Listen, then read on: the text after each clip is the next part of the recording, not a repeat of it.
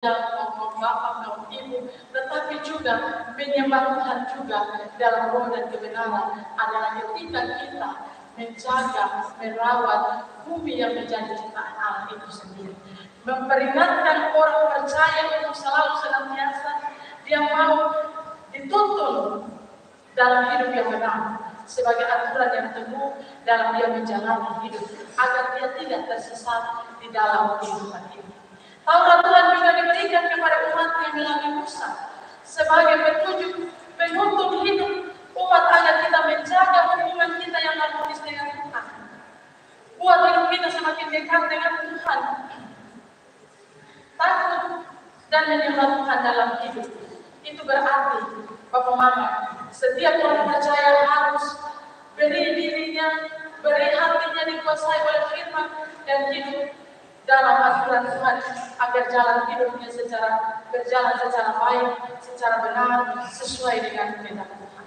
Jangan sampai ketika Tuhan sudah memberikan kita kehidupan yang baik, kemudian sudah memberikan kita, membentangkan kita lautan yang begitu indah, membentangkan kita alam yang begitu indah, tetapi kita tidak merawatnya dengan baik.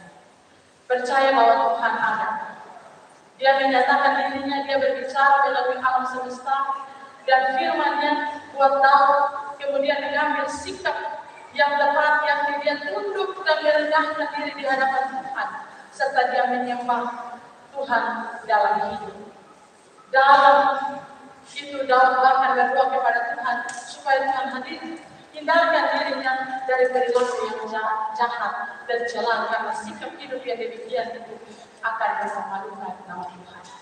Bukan, bahkan Daud dia merasa bahwa dia tidak pantas untuk memegangkan diri di hadapan Tuhan selain dia memuliakan Tuhan. Daud dia mau menyatakan itu lewat Mazmur ini supaya kita semua umatnya dapat melihat bahwa di dalam ini ada sebuah pesan penting bagi orang percaya yang hidup pada masa kini. Bahwa ketika kita kembali dalam kehidupan kita sebagai orang-orang yang percaya kepada Tuhan, Allah adalah Sang Pencipta, Dia juga pengatur, Dia juga pemelihara. Dia dapat mengendalikan segalanya. Kalau kita tidak mengatur alam ini dengan baik, kalau tidak mengelolanya dengan baik, tidak merawatnya dengan baik dan menjaganya, maka Allah bisa saja murka dan Dia bisa saja menghancurkan dalam satu detik saja. Dunia ini akan binasa. Oleh karena itu, alam semesta ini adalah merupakan jejak Allah yang sungguh indah, yang amat sangat baik. Semua keteraturan keindahan ini menjadi sebuah misteri dalam alam, mengarahkan kita sebagai umatnya bahwa kita datang dalam pengakuan bahwa ada satu pribadi yang luar biasa hebat terlibat di dalamnya. Pribadi itu adalah Allah Pencipta, Pemilik, Pemelihara. Bapak Mama, kita kembali dalam kehidupan kita. Mari kita sejalan dengan pengakuan akan Allah sebagai Pencipta dan Pemelihara semesta alam dan segala yang ada. Orang percaya dipanggil, kita dipanggil untuk melestarikan, kita dipanggil untuk memelihara, kita dipanggil untuk merawat, bahkan kita dipanggil untuk memanfaatkan kehidupan dan keindahan segala karya alam secara bertanggung jawab.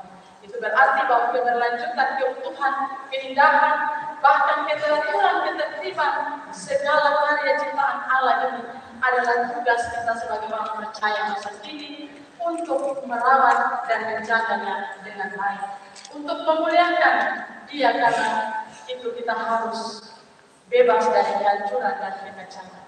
Kita kembali Bapak sebagai jemaat demi dunia engkau, mari kita dapat melakukan tindakan-tindakan nyata itu lewat kehidupan kita. Kalau Tuhan kasih kita lautan, mari kita jaga dan rawat. Mari kita jaga dan rawat supaya di mana kita bisa ada di situ untuk kita menjadikan itu sebagai rumah tempat kita ada untuk mengais segala berkat-berkat. Kalau kita menjaga rumah kita, merawat rumah kita dengan bersih, tentu saja orang yang ada di dalamnya akan hidup sehat, akan hidup sejahtera, makmur, damai sejahtera akan tercurah di dalam kehidupan pribadi masing-masing pribadi kita. Tuhan akan menolong kita supaya kita juga dimampukan untuk senantiasa memelihara hutang, bahkan juga senantiasa